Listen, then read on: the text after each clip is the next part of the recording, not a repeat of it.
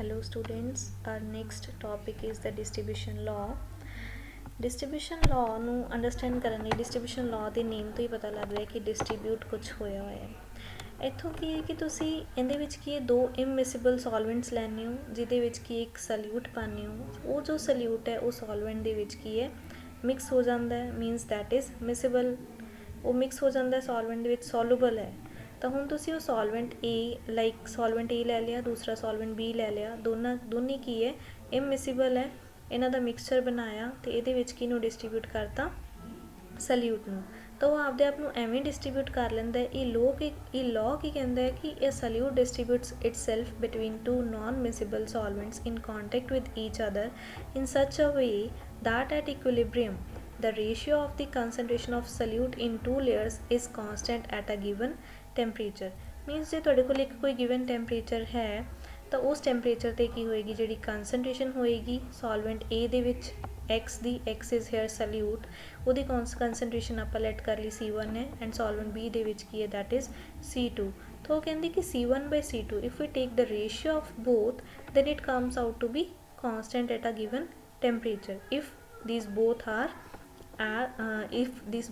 at equilibrium with each other।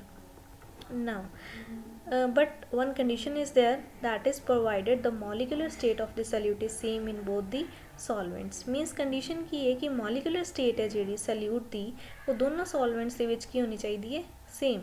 molecular state same होने का मतलब की है कि ਜਦੋਂ ਇਹ soluble ਹੋਵੇ ਇਹਦੇ ਵਿੱਚ ਤਾਂ ਇਹ ਜੋ ਹੈ original ਉਹੀ ਰਹੇ, ਇਹਦੀ ਨਾ ਹੀ association ਹੋਵੇ ਤੇ ਨਾ ਹੀ dissociation ਹੋਵੇ in both the solvents।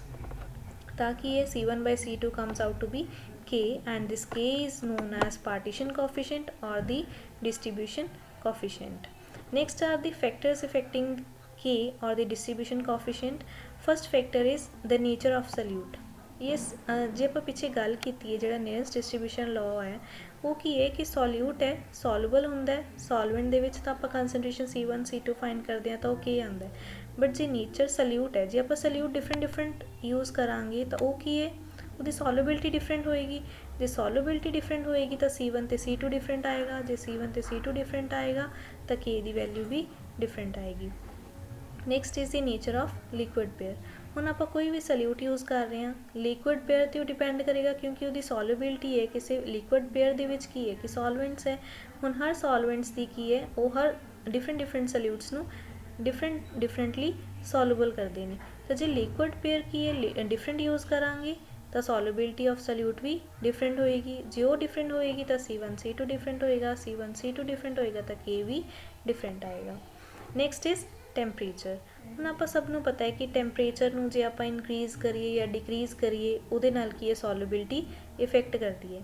ਤਾਂ ਜੇ solubility of solute changes with change in temperature, ਜੇ ਸੋਲਿਬਿਲਿਟੀ ਚੇਂਜ ਹੋਏਗੀ, ਜੇ ਸੋਲਿਬਿਲਿਟੀ ਚੇਂਜ ਹੋਏਗੀ ਤਾਂ C1 ਚੇਂਜ ਹੋਏਗਾ, C2 ਚੇਂਜ ਹੋਏਗਾ, ਜੇ C1 ਤੇ C2 ਚੇਂਜ ਹੋਏਗਾ ਤਾਂ K ਵੀ ਚੇਂਜ ਹੋਏਗਾ। ਸੋ K depends upon temperature. And yes ਜੇ ਆਪਣੇ ਕੋਲ 1 ਡਿਗਰੀ ਆਪਾਂ ਰਾਈਜ਼ ਕਰ ਦਿੰਦੇ ਹਾਂ ਟੈਂਪਰੇਚਰ ਦਾ, 1 ਡਿਗਰੀ ਰਾਈਜ਼ ਕਰਨ ਦੇ ਨਾਲ ਟੈਂਪਰੇਚਰ ਦੇ ਵਿੱਚ ਜਿਹੜਾ K ਦੇ ਵਿੱਚ ਚੇਂਜ ਆਏਗਾ that is known as temperature coefficient। change in K for every 1 degree rise in temperature is known as temperature coefficient। to make it more clear एक experiment भी chemistry lab ਦੇ ਵਿੱਚ ਕਰਵਾਇਆ ਜਾਂਦਾ ਹੈ ਜਿਸ ਦੇ ਵਿੱਚ ਕੀ ਹੈ ਆਪਾਂ ਦੋ solvents use ਕਰਦੇ ਹਾਂ। one is CCl4 carbon tetrachloride and another is water। ਇਹਦੇ ਵਿੱਚ ਕੀ ਆਪਾਂ iodine mix ਕਰਵਾਉਂਦੇ ਹਾਂ। iodine here is acting as a solute। ਜਦੋਂ ਆਇਓਡੀਨ ਨੂੰ ਆਪਾਂ ਇਹਦੇ ਵਿੱਚ ਕੀ ਹੈ ਮਿਕਸ ਕਰ ਦਿੰਦੇ ਹਾਂ ਤਾਂ ਉਸ ਤੋਂ ਬਾਅਦ ਕੀ ਹੈ ਕਿ ਇਹ ਦੋ ਲੇਅਰਸ ਹੈ ਦੀਜ਼ ਆਰ ਨੋਨ ਮਿਸਿਬਲ। ਤਾਂ ਇਹ ਦੋ ਲੇਅਰਸ ਜਦੋਂ ਆਪਾਂ ਇਹਨੂੰ ਡਿਫਰੈਂਟ ਕੰਸਨਟ੍ਰੇਸ਼ਨਸ ਲੈ ਲੈਂਦੇ ਹਾਂ CCl4 ਅਤੇ ਵਾਟਰ ਦੀਆਂ ਡਿਫਰੈਂਟ ਬੋਟਲਸ ਦੇ ਵਿੱਚ, ਤਾਂ ਉਹਦੇ ਵਿੱਚ ਆਪਾਂ ਆਇਓਡੀਨ ਨੂੰ ਡਿਸਟਰੀਬਿਊਟ ਕਰਵਾਇਆ ਹੁੰਦਾ ਹੈ। ਤਾਂ ਉਹਨੂੰ ਆਪਾਂ ਲੀਵ ਕਰ ਦਿੰਦੇ ਹਾਂ ਥੋੜ੍ਹੇ ਟਾਈਮ ਲਈ ਕਿ ਉਹ ਸੈਟਲ ਡਾਊਨ ਹੋ ਜਾਣ। ਤਾਂ ਉਹਦੇ ਲਈ ਕੀ ਹੈ ਫਿਰ ਉਸ ਤੋਂ ਬਾਅਦ ਜਦੋਂ ਸੈਟਲ ਡਾਊਨ ਹੋ ਗਈਆਂ ਦੋ ਲੇਅਰਸ ਤਾਂ ਆਪਾਂ ਕੀ ਕਰਦੇ ਹਾਂ ਥੋੜ੍ਹੀ ਅਮਾਊਂਟ ਆਪਾਂ ਕੀ CCl4 ਲੇਅਰ ਦੀ ਅਤੇ ਦੂਸਰੀ ਜਦੋਂ ਸੈਟਲ ਡਾਊਨ ਹੋ ਜਾਂਦੀਆਂ ਲੇਅਰਸ ਤਾਂ ਆਪਾਂ ਕੀ ਕਰਦੇ ਹਾਂ ਕਿ CCl4 ਦੀ ਲੇਅਰ ਦੇ ਵਿੱਚੋਂ ਅਤੇ ਵਾਟਰ ਦੀ ਲੇਅਰ ਦੇ ਵਿੱਚੋਂ ਸੇਮ ਅਮਾਊਂਟ ਦੇ ਆਪਾਂ ਪਿਪਟ ਆਊਟ ਕਰ ਲੈਂਦੇ ਹਾਂ ਅਤੇ ਉਹਦੇ ਵਿੱਚੋਂ ਕੀ ਕਰਦੇ ਹਾਂ ਆਪਾਂ ਉਸ ਅਮਾਊਂਟ ਨੂੰ ਟਾਈਟਰੇਟ ਕਰ ਦਿੰਦੇ ਹਾਂ against the sodium thiosulphate solution and we find the concentration of iodine in it. ਤਾਂ ਉਹਦੇ ਅਕੋਰਡਿੰਗਲੀ ਆਪਾਂ C1 ਅਤੇ C2 ਫਾਈਂਡ ਕਰ ਲੈਂਦੇ ਹਾਂ, K ਦੀ ਵੈਲਿਊ ਫਾਈਂਡ ਕਰ ਲੈਂਦੇ ਹਾਂ। ਸੋ ਡਿਫਰੈਂਟ ਬੋਟਲਸ ਲਈ K ਦੀ ਵੈਲਿਊ ਕੀ ਆਉਂਦੀ ਹੈ, ਸੇਮ ਆਉਂਦੀ ਹੈ, ਅਪਰੋਕਸੀਮੇਟਲੀ ਸੇਮ ਆਉਂਦੀ ਹੈ। ਤਾਂ ਉੱਥੋਂ ਕੀ ਹੈ ਪਤਾ ਲੱਗਿਆ ਕਿ ਜਿਹੜੀ CCl4 ਵਾਟਰ ਹੈ ਤੁਸੀਂ ਜਿਹੜੀ ਮਰਜ਼ੀ ਕੰਸਨਟ੍ਰੇਸ਼ਨ ਦੇ ਵਿੱਚ ਲਿਆ but K comes out to be constant. Next is the validation of the nearest distribution law. There are two conditions where this law is not valid. ਹੁਣ ਆਪਾਂ ਪਿੱਛੇ ਗੱਲ ਕੀਤੀ ਸੀ ਕਿ ਜਿਹੜਾ ਹੈ ਡੈਫੀਨੇਸ਼ਨ ਦੇ ਵਿੱਚ ਕਿ ਮੋਲੀਕੂਲਰ ਸਟੇਟ ਸੇਮ ਹੋਣੀ ਚਾਹੀਦੀ ਹੈ solute the in both the solvents, then only K will be constant or the ratio of both the concentrations will be constant. ਜੇ ਮੋਲੀਕੂਲਰ ਸਟੇਟ ਸੇਮ ਹੋਣ ਦਾ ਮਤਲਬ ਕੀ ਹੈ ਕਿ ਕੋਈ ਐਸੋਸੀਏਸ਼ਨ ਨਾ ਹੋਵੇ, ਕੋਈ ਡਿਸੋਸੀਏਸ਼ਨ ਨਾ ਹੋਵੇ, ਤਾਂ ਹੁਣ ਇਹ ਲਾਅ ਨਾਟ ਵੈਲਿਡ ਕਿੱਥੇ ਹੋਏਗਾ, ਜਿੱਥੇ ਐਸੋਸੀਏਸ਼ਨ ਹੋਊਗੀ ਜਾਂ ਜਿੱਥੇ ਡਿਸੋਸੀਏਸ਼ਨ ਹੋਏਗੀ।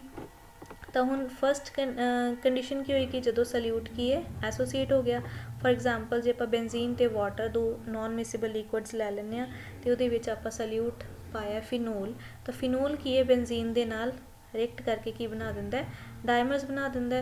ਤਾਂ ਉਹਦੇ ਨਾਲ ਕੀ ਹੈ ਡਾਇਮਰਸ ਬਣਨ ਨਾਲ ਐਸੋਸੀਏਸ਼ਨ ਹੋਣ ਨਾਲ ਕੀ ਹੈ ਫਿਰ ਜਿਹੜੀ ਕੰਸਨਟ੍ਰੇਸ਼ਨ ਹੈ C1/C2 that doesn't comes out to be constant।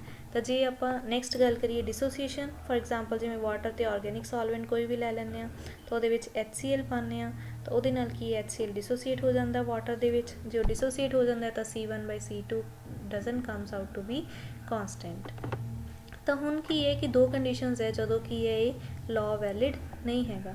ਤਾਂ ਫਿਰ ਜਦੋਂ ਐਸੋਸੀਏਸ਼ਨ ਹੁੰਦੀ ਹੈ, ਜਦੋਂ ਡਿਸੋਸੀਏਸ਼ਨ ਹੁੰਦੀ ਹੈ, ਫਿਰ ਉਦੋਂ ਆਪਾਂ ਕਿਹੜਾ ਲਾਅ ਲਗਾਈਏ, ਉਹਦੇ ਲਈ ਕੀ ਹੈ ਆਪਾਂ ਨੂੰ ਮੋਡੀਫਿਕੇਸ਼ਨ ਕਰਨੀ ਪੈਂਦੀ ਹੈ ਡਿਸਟ੍ਰੀਬਿਊਸ਼ਨ ਲਾਅ ਦੇ ਵਿੱਚ when there is change in molecular state of the solute. So that I will discuss in the next video lecture. Thank you for now.